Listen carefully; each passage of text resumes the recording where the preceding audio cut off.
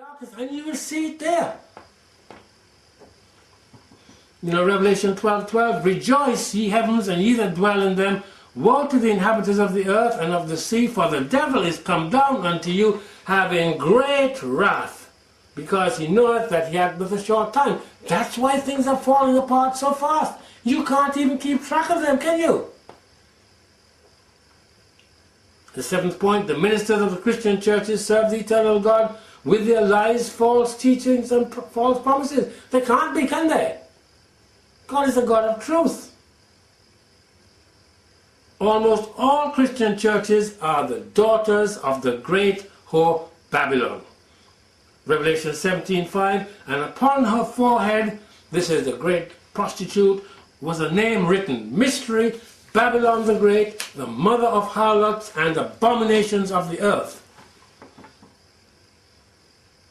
If you check out the practices of these organizations, these churches, these Freemasons, and all the rest of it, the Mormons, and so on, they are very similar, identical in most cases, to the practices found in witchcraft. It's easy to do this. You don't have to be a great graduate to do this. You know, speaking in tongues is not of the eternal God. It is demonic. Being slain in the spirit is not of God. Telling people to kill other people is not of God. Being involved in pedophile activity, homosexual activity, and the like is not of God. We are commanded to come out of Babylon and not to become like her. But that's exactly what we are doing. We are embracing her, committing fornication with her. Revelation 18:4, and they heard another voice from heaven saying, come out of her, my people. But we say the ecumenical movement and the UN and all these things, which are designed to have a one world religion, it will never happen. No, at least not until Israel is punished anyway. Then they'll have a short space of time. I agree. But their goal is one world religion with the head of Rome. The head at Rome. Now, the final point, almost the entire world is in darkness about the activities of Babylon. They have no idea who or what Babylon is, nor who or what she does. Did you know that almost all wars are religious wars? Did you know that? Well, they are. Did you know that almost all wars have a single origin? Did you know that almost all terrorist activities have a single origin? And it isn't bin Laden.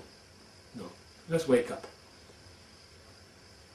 Did you know that almost all abominations of every type, the drug trade, abortion, you name it, have a single origin? Did you know that? Do you know that almost all the blood shed in the world has a single origin? Did you know that this was clearly explained almost 2,000 years ago?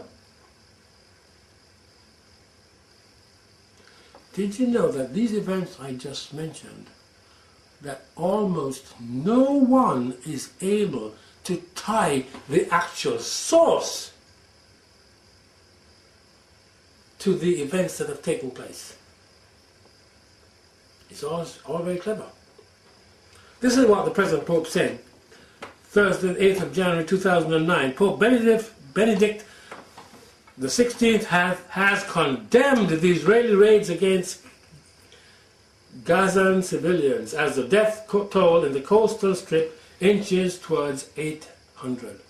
The Pope condemns it. Excellent, don't you think? I think that's a marvelous thing. The classic method of deception is to speak against any group whilst on the quiet you support them. This is a basic Freemason, basic Jesuit principle.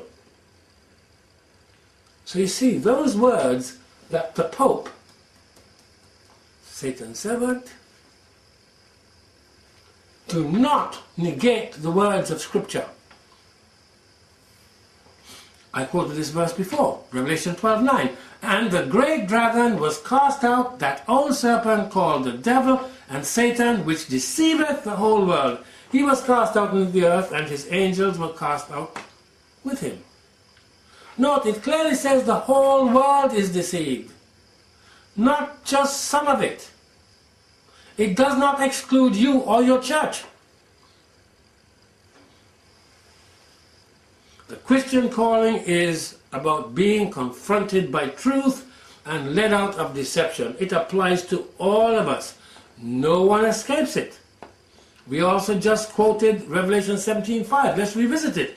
And upon her forehead, this is the great whore, was a name written, Mystery. That's why we can't tag the blame onto the one who is ultimately responsible, because it operates behind the scenes. It's a mystery.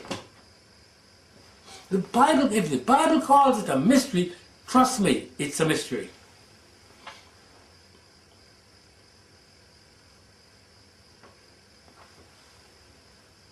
Now, we need to be aware that for us to judge by our sight and our hearing enables Satan to deceive us. Because having read that little quote, wouldn't you think, well, the Pope isn't that bad a man altogether, and really is he? Look at what he said, that's good. But we mustn't judge by sight and hearing. That's what the Bible tells us. It says Christ wasn't going to judge by sight and hearing, because if you do, you're going to get it wrong. That's why little Miss Pretty comes down the altar with you, and in a couple of years' time you're all divorced. You went by what? Sight and hearing. You didn't go and ask God to show you the ideal person for you and show you the spirit that was driving that person. You didn't. Isaiah 11:3, and shall make him, this talking about Christ, of quick understanding in the fear of the Lord, and he shall not judge after the sight of his eyes, neither reprove after the hearing of his ears. And we should do the same thing. But what are we going to do if we don't do that?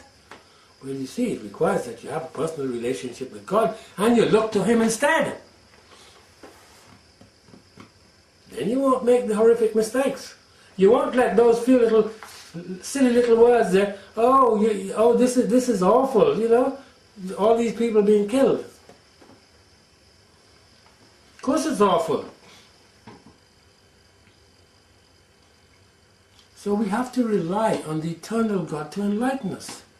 When we are told the truth will set us free, it is not speaking about book knowledge and facts. We might like to think it is, therefore we keep searching the internet. And we've got some new truth. Oh, it must be true. The internet is just as full of error as everything else is, maybe even more so. You'll always find something to counter whatever it is you believe on the internet. I found that with comfrey, plant that's very useful. Oh, mustn't use the leaves. They're for external use. The roots are for internal use. Really? I got a book that says the exact opposite, you know, that you can use the leaves. And I use the leaves and I benefit. It hasn't killed me yet. John 8:32, and ye shall know the truth, and the truth shall make you free. What is truth? Christ is truth. It is knowing Christ that sets you free. John 14:6, Jesus said unto him, I am the way, the truth, and the life. No man cometh unto the Father but by me. This means that what I'm saying to you tonight will be double Dutch to you unless the Father opens your mind. So there's no point writing me and abusing me, because I'll just say, oh, here's another person whose mind isn't opened. I won't even waste time to reply.